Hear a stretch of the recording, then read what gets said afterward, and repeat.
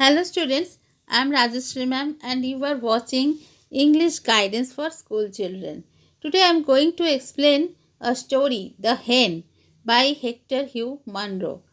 Hector Hugh Munro uh, was born in 1870 and his pen name was Saki. He is widely known as Saki. Or he wrote many short stories in English language. His first um, book was The Rise of the Russian Empire. Or he wrote a collection of short stories named north show stories. Hector Hugh Munro का pen name मतलब वो साकी के नाम से लिखते थे और उनका पहला बुक था the rise of the Russian empire. और उनका एक शॉर्ट स्टोरीज आया था, शॉर्ट स्टोरीज का कलेक्शन आया था जिसका नाम था not so stories. His stories were intelligent and tricky and sometimes very funny. This story is also funny. ये भी मज़ेदार स्टोरी है और इंटेलिजेंट भी है. This next Thursday ask Clovis. Here there is a family who Mrs. Sangrail. Her mother is Mrs. Sangrail and they are expecting a guest in their house and already present there. One present there. एक guest अभी उनके घर में है और एक जन आने वाली है और ये दोनों में बनती नहीं है. टू गेस्ट में बनती नहीं है. तो उसका सन जो है क्लोविस वो डर रहा है कि उन लोगों के बीच में कोई प्रॉब्लम होगी और घर में अनइजीनेस फील होगी. तो इसीलिए वो चाहता है कि एक जन गेस्ट यहाँ से चली जाए या जो आने वाली है वो ना आए. तो क्या ये लड़का कुछ कर सकता है, यही देखते हैं इस स्टोरी में. This next Thursday ask Clovis. Clovis लड़का है बेटा. वो पूछता है कि अरे यही थर्सडे को. His mother nodded. उसकी माँ सर हिलाई. हाँ बोली. You have rather done it haven't you. He chuckled. तो बोले क्या you have rather done it मतलब आपने इसको ख़त्म किया कि नहीं, वो आने वाली है, उसको मना किया कि नहीं. ही चकल हंस के बोला Jane Martlet has only been here 5 days and she never stays less than a fortnight.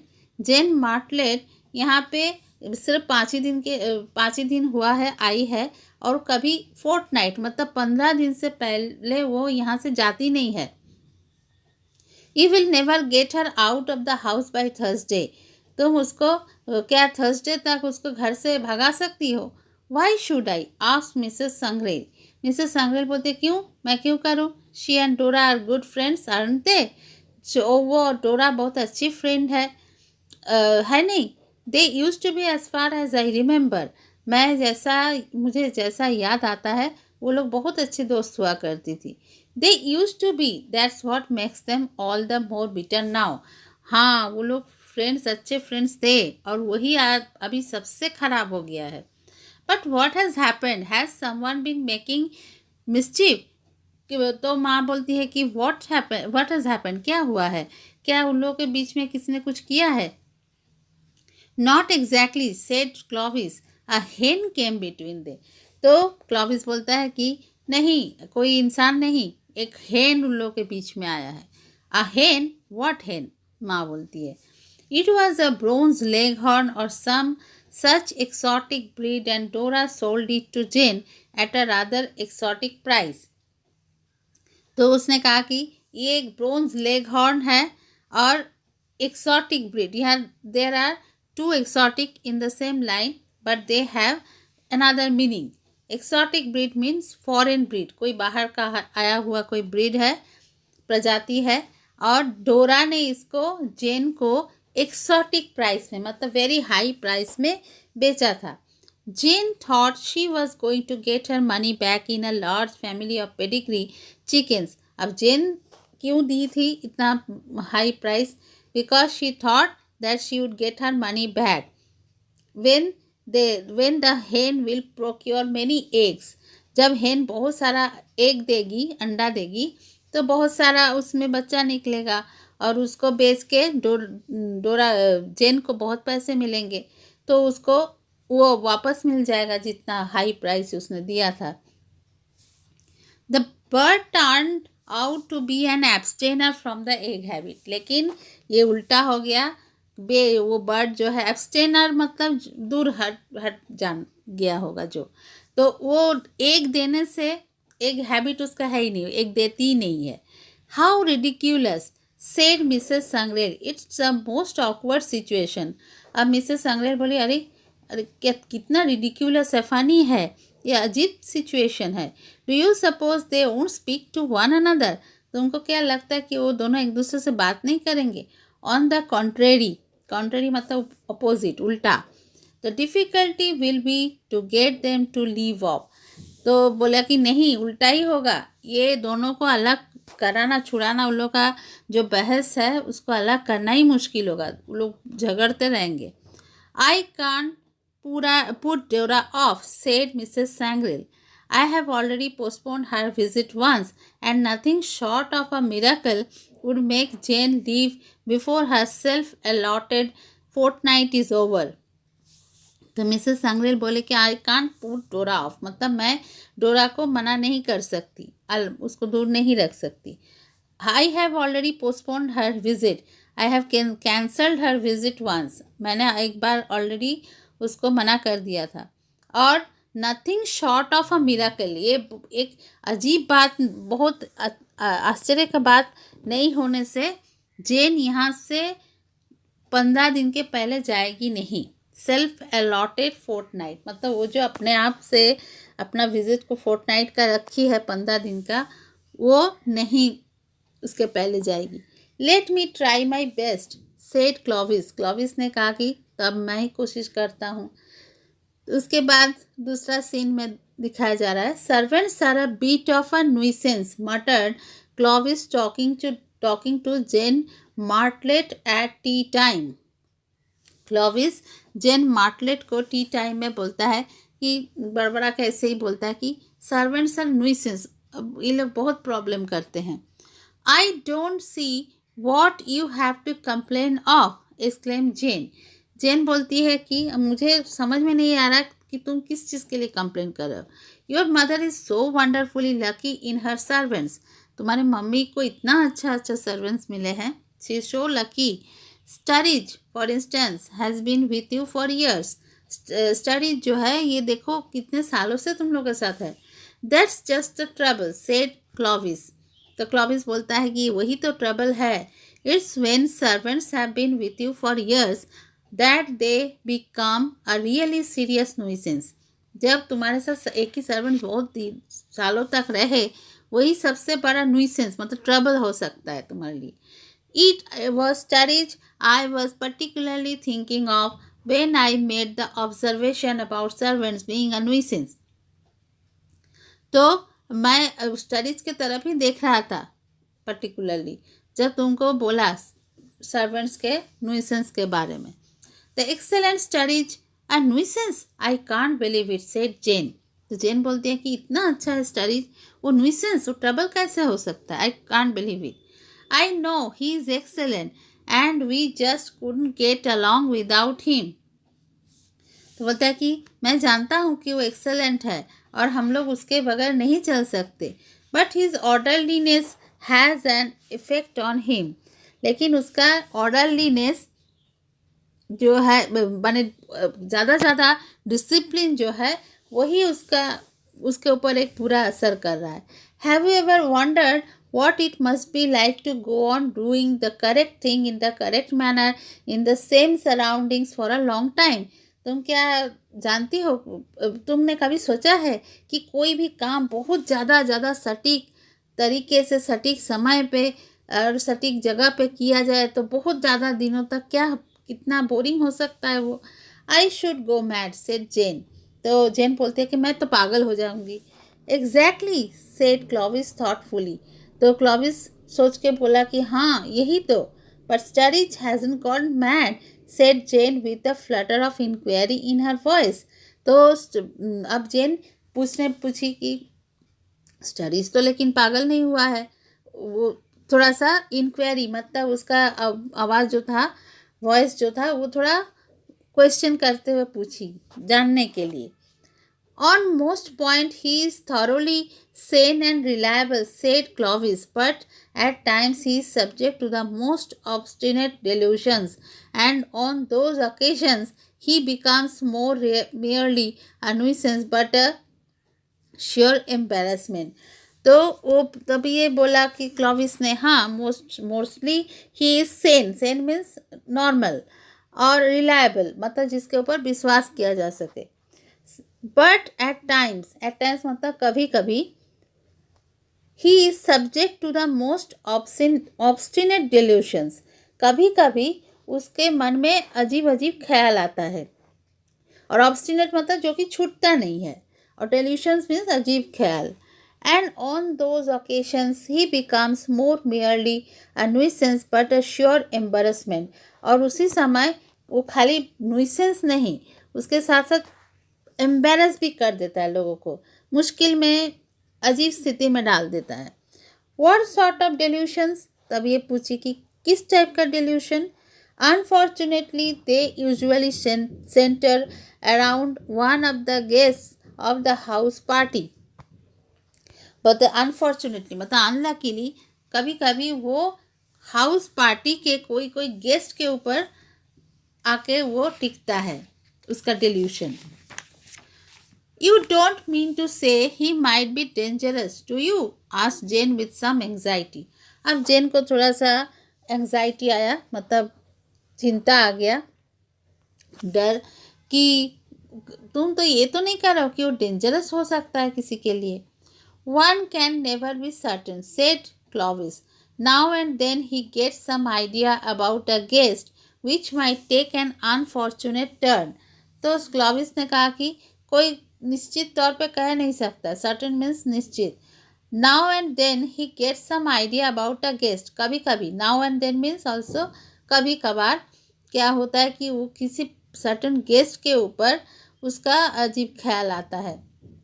That is precisely what is warring me at the present moment, और वही चीज़ मेरे अभी दिमाग में मुझे परेशान कर रहा है।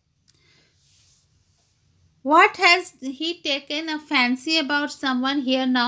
asked Jane excitedly. अब जेन को ये दिमाग में आया कि she is also a guest of the house, तो इसीलिए उसको अभी वो एक्साइटेड हो गई, बोली कि अभी क्या सोच रहा होगा। What is he is fancying about, मतलब क्या सोच रहा होगा। Do tell me what it is, please मुझे बोलो क्या बात है। यू सेड क्लॉविस ब्रीफली, अब क्लॉविस ने एकदम क्लियरली बोल दिया कि तुम। मी, क्लॉविस नॉडेड, तो ये बोली कि मैं, तो क्लॉविस ने भी कहा, नॉट किया, मतलब हाँ बोला। Who on earth does he think I am, तो ये बोली कि तुमको क्या लगता है कि वो मुझे क्या सोचता होगा। Queen Anne was the unexpected answer, तब ये क्लॉविस ने कहा कि क्वीन एन, तुमको क्वीन एन समझता है। Queen Anne, what an idea! But anyhow, there is nothing dangerous about her. She is such a colorless personality. Queen Anne was the Queen of England. तो but she was dead at that time. जब ये story लिखा गया तब queen N मर चुकी थी। तो ये बोली कि क्वीन एन के बारे में क्या मुझे सोचने से क्या होगा, बिकॉज वो बहुत ही सीधी साधी थी, कलरलेस पर्सनैलिटी, मतलब very simple, nothing to worry about. The only thing that I can remember about her is saying Queen Anne is dead. तो मुझे एक ही चीज़ दिमाग में आ रहा है कि क्वीन एन के बारे में कि वो अभी she is dead. Exactly said Clovis, dead. तो बोले कि तब क्लॉविस ने कहा कि हाँ यही dead. Do you mean he takes me for the ghost of Queen Anne, asked Jane. अब जेन बोलने लगी कि हाँ तुमको क्या लगता है कि मुझे वो गोस्ट समझता है, क्वीन एन का ghost. Dear no, no one ever heard of a ghost being so very much alive and flourishing. तो क्लॉविस ने कहा कि नहीं गोस्ट नहीं समझता है, आज तक किसी ने गोस्ट को इतना ज़्यादा माने एकदम जिंदा दिल कभी नहीं देखा है। और फ्लरिशिंग मतलब एकदम पूरा ब्राइट कभी नहीं देखा है। All his life he has been accustomed to look on Queen Anne as the personification of everything that is dead and done with, as dead as Queen Anne. You know. तब ये इसने कहा कि नहीं नहीं, वो ऐसा नहीं समझता है, और वो तो क्वीन एन जो मर चुकी है वो अच्छी तरह से जानता है.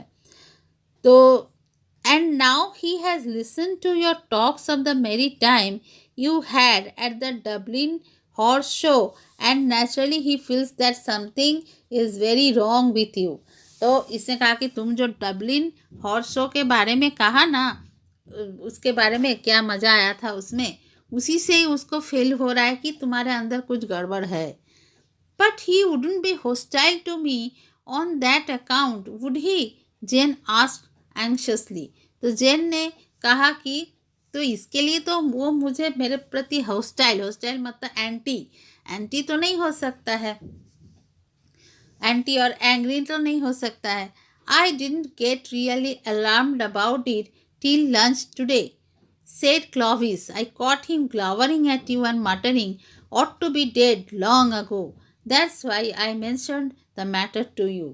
तो इसने कहा, क्लॉविस ने कहा कि मुझे ये अलार्म तब आया है, जब शंका तब आया कि जब तुम लंच कर रही थी और वो तुम्हारे तरफ ग्लावरिंग मतलब लुकिंग एंग्रीली, एकदम बड़े बड़े आंखें करके तुम्हारी तरफ देख रहा था और मटर कर रहा था. ये तो बहुत पहले ही मर चुका, मरना चाहिए था, मरा हुआ होना चाहिए था. That's why I mention the matter you to you. तो इसीलिए मैं तुमसे ये बात कहा. This is awful said Jane, your mother must be told about it at once. तो जेन ने कहा कि अरे ये तो बहुत ही ऑफुल है, वेरी फ्राइटनिंग है, डरने वाली बात है, तुम्हारे माँ को अभी भी बोल देना चाहिए. एट वंस मीन्स अभी, तुरंत, immediately. My mother mustn't hear a word about it, said Clovis earnestly. अब क्लॉविस ने कहा कि बहुत जोर लगा के कहा, तुम्हारे माँ को ये सब बिल्कुल नहीं सुनना चाहिए. It would upset her dreadfully, ये उनको बहुत बुरी तरह से अपसेट कर सकती है. She relies on Studies for everything, वो स्टडीज के ऊपर हर चीज़ के लिए वो भरोसा करती है. But he might kill me at any moment, protested Jane. अब जेन ने कहा कि लेकिन वो तो कभी भी मुझे मार सकता है. Not at any moment, he is busy with the silver all the afternoon. तो उसने कहा कि वो पूरे दिन भर नहीं, अभी तो तुमको नहीं मार सकता, क्योंकि वो सिल्वर कटलरी, पहले के ज़माने में सिल्वर का बर्तन में लोग खाना खाते थे, बड़े बड़े घरों में, रिच फैमिली में. तो वो वही सिल्वर को साफ करने के लिए साफ करने में बिजी है. You will have to keep a sharp look out all the time and be on your guard, said gen.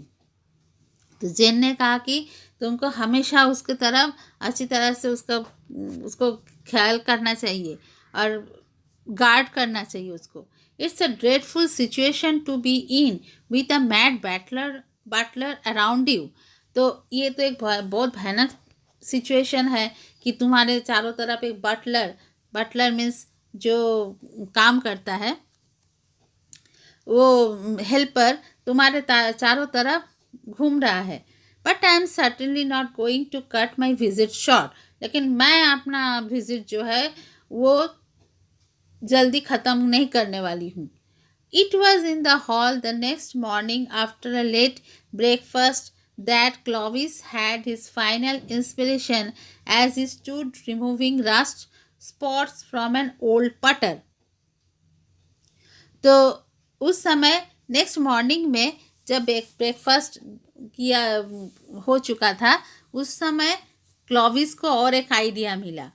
As he stood removing rust spot from an old putter, जब वो बटलर एक पटर मतलब एक stick के ऊपर से, golf stick के ऊपर से जो रस्ट पड़ा हुआ था, उसमें जंग लगा हुआ था, वो साफ कर रहा था. Where is Miss Martlet, he asked Sturges who was at that moment crossing the hall. उस समय स्टरीज के मिस मार्टलेट कहाँ है, स्टरीज को क्लॉविस ने पूछा. जिस समय वो मिसेस मार्टलेट हॉल से जा रही थी. Writing letters in the morning room sir said studies. तो ये बोला कि बटलर ने बोला और स्टडीज ने कि वो मॉर्निंग रूम में अपना लेटर्स लिख रही है। सॉरी, हॉल के तरफ से वो जा रहा था क्लॉविस।